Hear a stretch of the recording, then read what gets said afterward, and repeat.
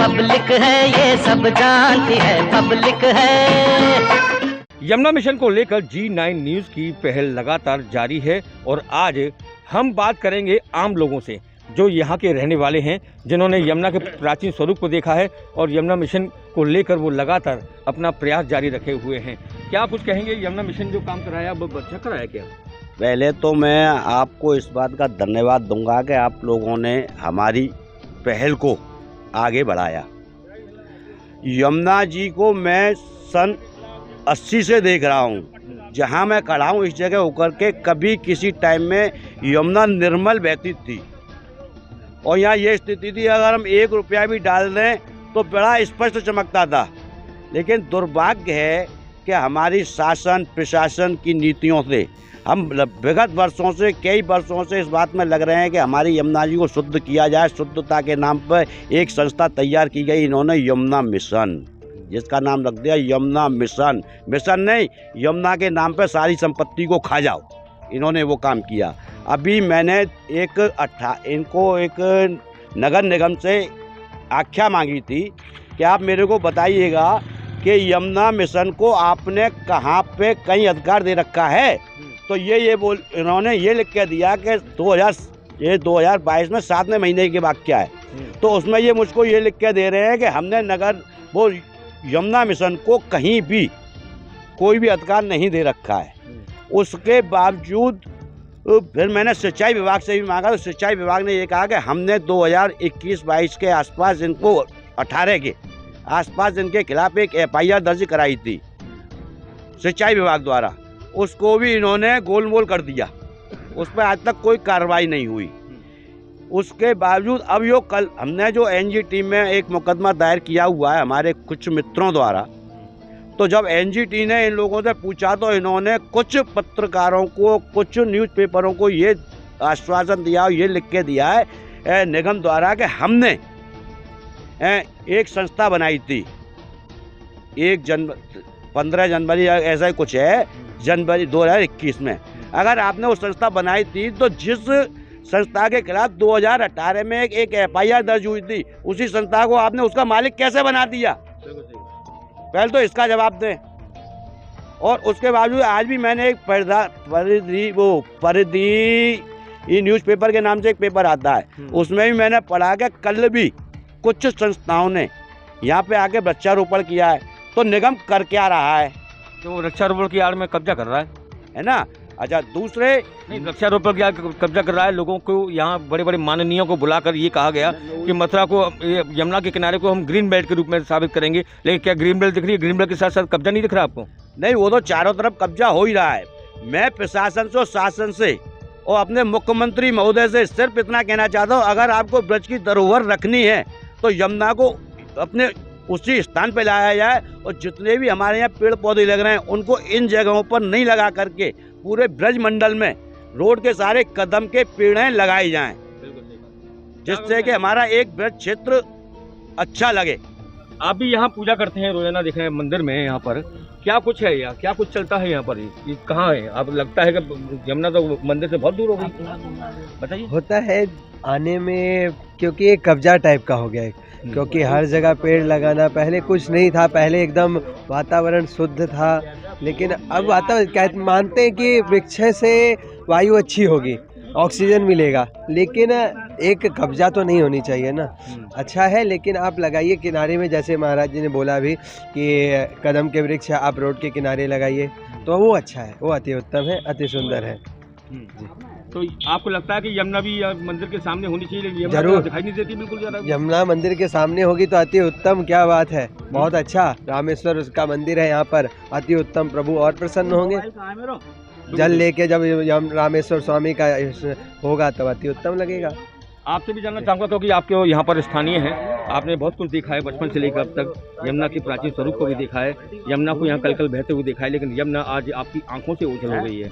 उसके लिए आपको दूर से चल के जाना पड़ता है, नया घाट पार करना पड़ता है। पुरानी घाट पर तो मलमूत्र बह रहा है। सन 90 तक यमुना इतनी शुद्ध थी कि हम गाय भैंसों की तरह इसका पानी पीते थे। लेकिन जब से पॉल्यूशन कंट्रोल बोर्ड बना, प्रदूषण कंट्रोल बोर्ड बना ये यूपी के लिए, तभी से गंदगी विशेष होने लगी। फैक्ट्रियों से कट्टी घरों से उगाई की जाती है और सारा मलमूत्र यमुना में उड़े लाया जाता है। यही एक पॉल्यूशन कंट्रोल बोर्ड है बस, सिवाय मंथली के और कोई कारण नहीं है। हमने ये भी देखा कि ये यमुना मिशन द्वारा जो सड़क बनाई जा रही है, उस सड़क को बनाने की खातिर जो नाला बह रहा है उसमें पाइप लगा के नाले को सीधा यमुना में गिरा रहे हैं। सारे नाले घुमा घुमा के यमुना नदी में डाल दिए गए हैं। आज भी मसानी नाला एक अजगर की तरह बहता है, उसे कोई देखने वाला नहीं। क्या होना चाहिए? होना तो ये चाहिए, जो पुराने अधिकारी उनके FIR होनी चाहिए पहले तो यमुना मिशन के खिलाफ। यमुना मिशन के खिलाफ तो पूरी FIR होगी, हो भी चुकी है और होगी भी। ये तो NGT में केस चल ही रहा है अभी, क्योंकि आप भी लेकिन जो पुराने अधिकारियों के सामने जो काम हुए हैं, यमुना का पैसा खाया गया है, उनके खिलाफ भी FIR होनी चाहिए। बिल्कुल, ये आपकी मंशा है जी। क्या कहेंगे? यमुना दिखाई नहीं देती यहाँ पर। मैं सर ये कहना चाहता हूँ कि जमुना जी तो बहुत दूर चली गई है और एक ये गड्ढा खोद दिया है, इसमें लाखों मच्छियाँ हर साल मर जाती हैं गर्मियों के दिन में। या तो ये इसको बंद करें। अब मच्छियाँ कहाँ हैं? उसमें सिर्फ गंदगी रह गई है, मलमूत्र रह गया। नहीं, मच्छियाँ अभी भी हैं इसमें जेल है उनके लिए, जो समझ लो एक कैद है। लाखों मच्छियाँ हैं इसमें और हर साल मरती हैं वो।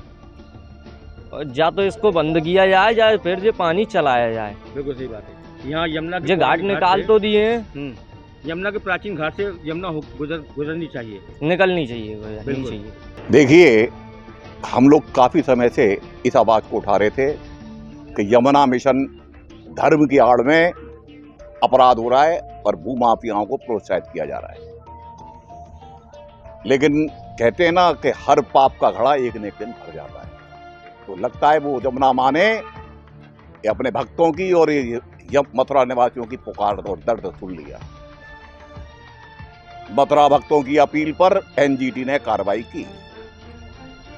ये दाढ़ी वाले हों या व्यापारी हों, ये धर्म का चोला पहन और मथुरा को बर्बाद करने पर लगे हुए हैं। ऐसे लोगों को ये मथुरा की जनता तो क्या, ये पतित पावनी माँ यमुना ही इनके सर्वनाश के द्वारे पर पहुंचा देगी।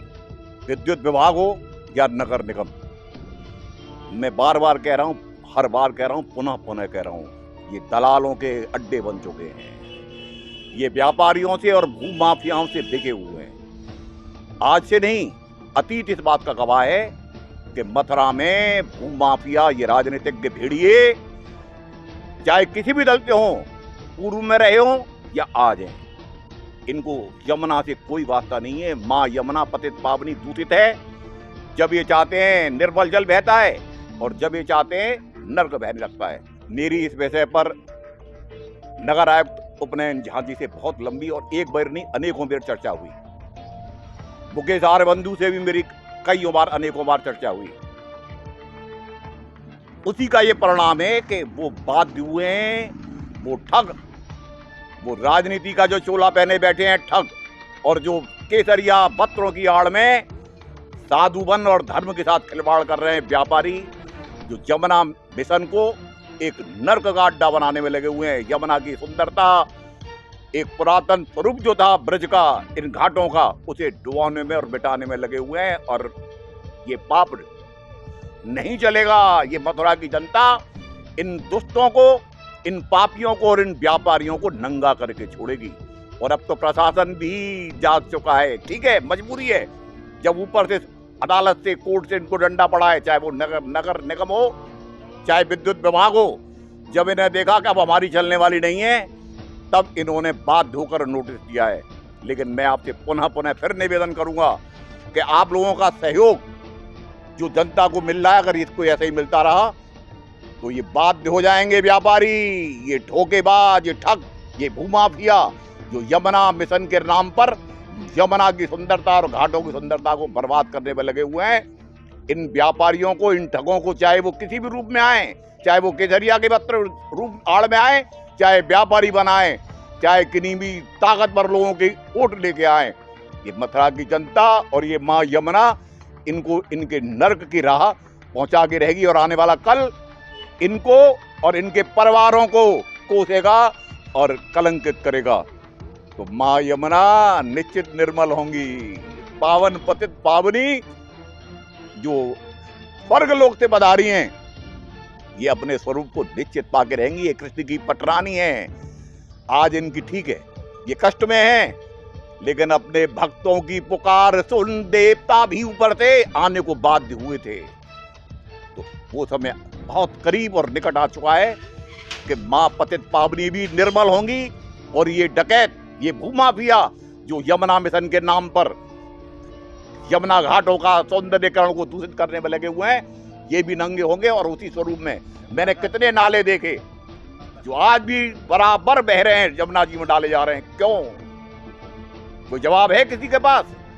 मैं कहते कहते थक गया। मेरा भाई गप्पी जो इस मिशन में सबसे पहला पुरोधा था आवाज उठाने वाला यमुना मिशन के विरुद्ध में, इस गप्पी की आवाज मां यमुना ने सुन ली। सबसे पहले तो मैं ये कहना चाहूँगा कि जिस भी अधिकारी ने इस पर ध्यान दिया, जिस वजह से दिया वो तो मैं बाद में कहूँगा, तो एनजीटी या किसी भी अधिकारी से सबसे पहले तो मैं ये कहना चाहूँगा कि जो यहाँ की म्यूनसिपलिटी है उस पर भी ध्यान दें पहले, क्योंकि यमुना मैया को तो पहले जो सरकारें आ चुकी उन्होंने भी छला, फिर ये यमुना मिशन आ गया, जो कि मैं जहाँ तक समझता हूँ ये इसका जन्म जो है 2005 या 7 में हुआ है, मुझे पक्का मालूम नहीं है।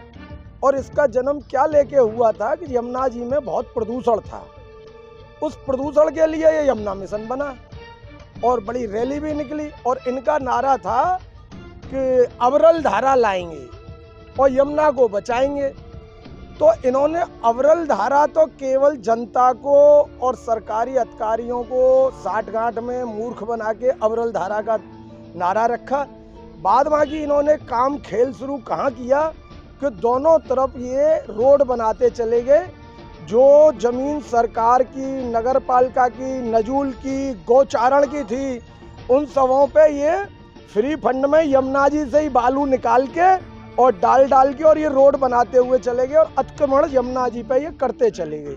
आज तुमने देखा होगा दोनों तरफ कम से कम मैं जहाँ तक समझता हूँ 15-15, 20-20 फुट ऊंचे यमुना जी से रोड बना दिए हैं। तो यमुना जी में अगर पानी आएगा तो वो पुरातन घाट, सारे तो पुरातन घाट दब गए हैं, सारे के सारे जितने भी पुरातन घाट हैं सब दाब लिए हैं, सब पूरे मंदिर खत्म कर दिए हैं पुराने।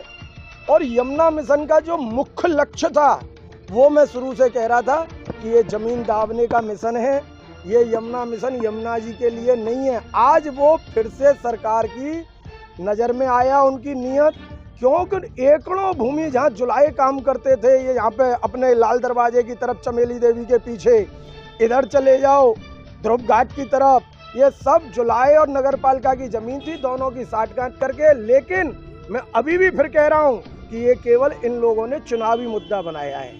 क्यों? कि चुनाव अब आने वाले हैं म्यूनसिपलिटी के, तो ये मुकेश आर्यबंधु जी को भी मालूम है और सबों को मालूम है। और इस बात का बहुत विद्रोह हो रहा है कि यमुना जी की हालत पहले नेताओं ने खराब करी, अब ये यमुना मिशन कर रहा है मिलके।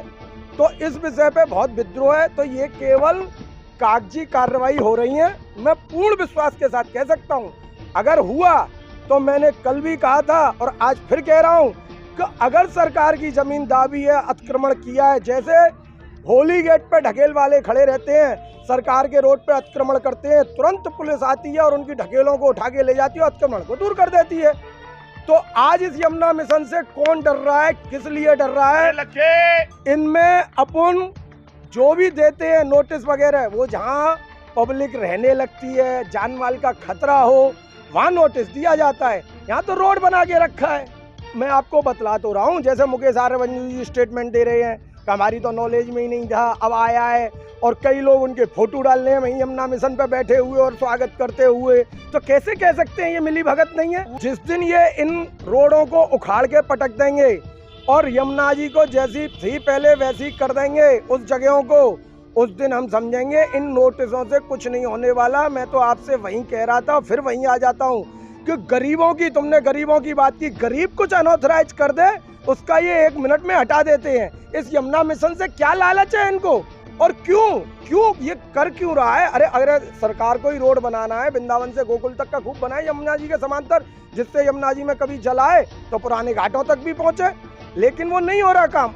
वो केवल दिखावटी बातें हैं, चुनाव की तैयारी हो रही है।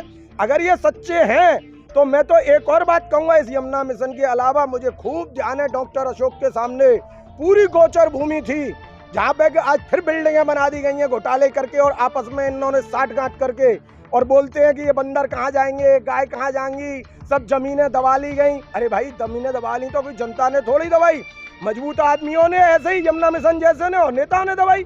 मैं तो कहता हूँ डॉक्टर अशोक के सामने की भी आप निकालो पुराने कागज, उनको भी नेस्ता नाबूद किया जाए और दोबारा से गौचारण की भूमि मुक्त कराई जाए, इन यमुना जी को मुक्त कराया जाए।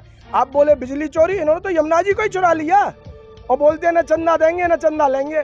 वो सही बात है बिल्कुल। पहले द्वापर युग में एक कालिया नाग था, द्वापर युग में एक कालिया नाग था, आज सैकड़ों कालिया नाग हो गए। कालिया नाग से मतलब मेरा नालों से जिनने यमुना जी को जहर बना दिया है।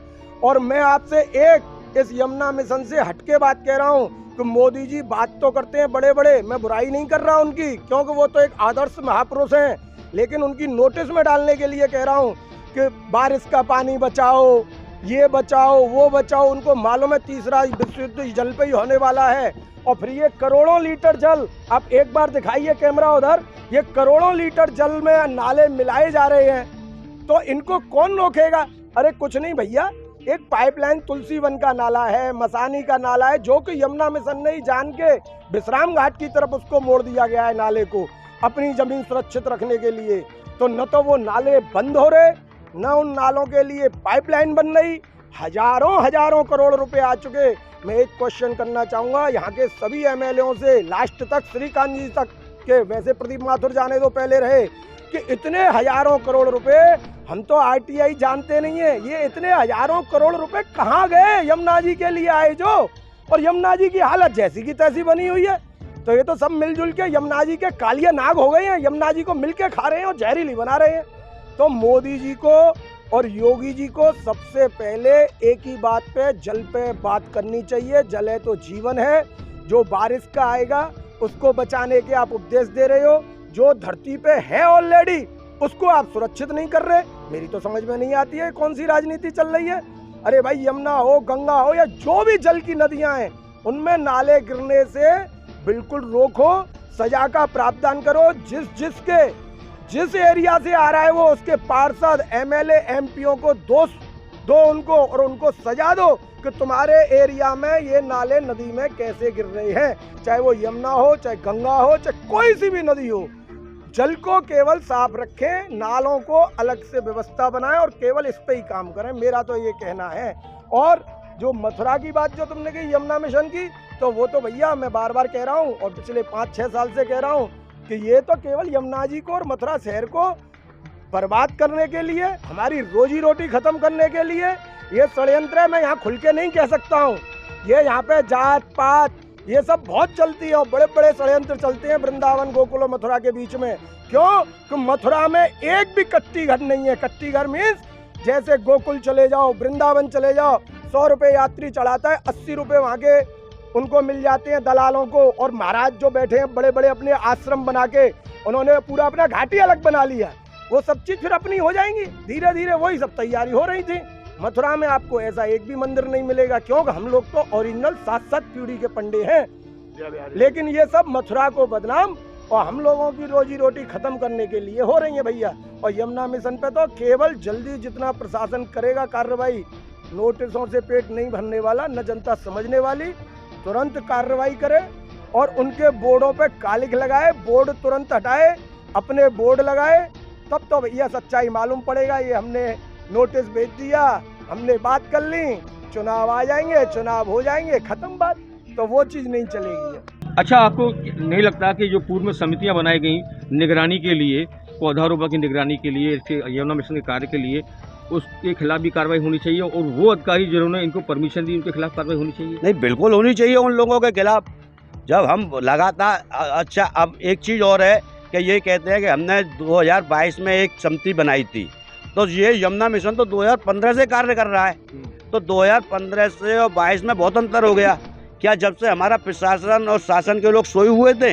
यहाँ पे डीएम महोदय जो हमारे पूर्व डीएम जिलाधिकारी थे वो भी, और बहुत से नेता अभिनेता काफ़ी लोग यहाँ के अपने अपने पौधारोपण करके गए हैं। वो तो इसलिए करके गए थे, उनको पता नहीं था कि यह कब्जा करने वाले। नहीं, काफ़ी संस्थाओं ने भी किया है। और कल फिर हुआ है, कल तुलसी वन पे फिर हुआ है, मेरे पास प्रमाण है उस चीज़ का। तो ऐसा नहीं है, ये अधिकारियों की नज़र में है, सब कुछ है, लेकिन पता नहीं क्यों इसको रोक लिया जाता है हर बार, किसकी आड़ में रोका जाता है। इस मुहिम को मैं जनता से भी अपील करता हूं कि इसके लिए ज़्यादा से ज़्यादा लोग बढ़ चढ़ के हिस्सा लें और यमुना जी को अपने स्थान पर लाने के लिए मांग उठाएं। सबसे पहले तो मैं चाहूँगा कि आप दर्शकों को अपना परिचय दें। आप?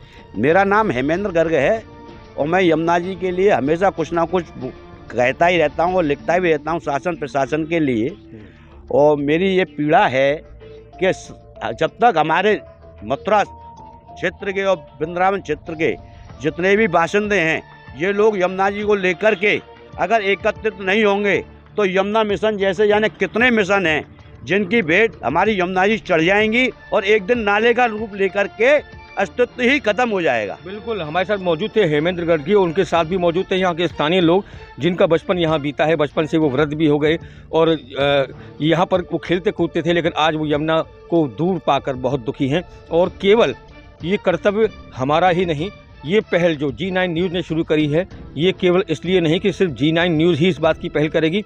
हम सब मथुरा वासियों को, अगर हमें अपनी यमुना की रक्षा करनी है तो हम सब मथुरा वासियों को एकजुट होकर यमुना मिशन द्वारा किए जा रहे कब्जे को रोकना होगा, वरना एक दिन ये आलम होगा कि आपका घाट पर जाना भी मुश्किल हो जाएगा। घाट पर जो पितृकर्म करते हैं वो भी करना मुश्किल हो जाएगा। शायद उसके लिए भी हमको यमुना मिशन से परमिशन लेनी पड़ेगी। समय से रहते जागने की आवश्यकता है। सभी मथुरा वासियों से हमारा निवेदन है कि हम जो ये पहल जो शुरू की है हमने यमुना मिशन के खिलाफ, यमुना पर कब्जे को लेकर, उसमें हमारा सहयोग करें। सहयोग जो वो लोग जो लगातार इसको लेकर अपनी कार्रवाई कर रहे हैं उनका भी सहयोग करें और इसके लिए आगे आएँ। मैं अपने साथी राहुल के साथ हेमंत शर्मा, G9 न्यूज़ के लिए।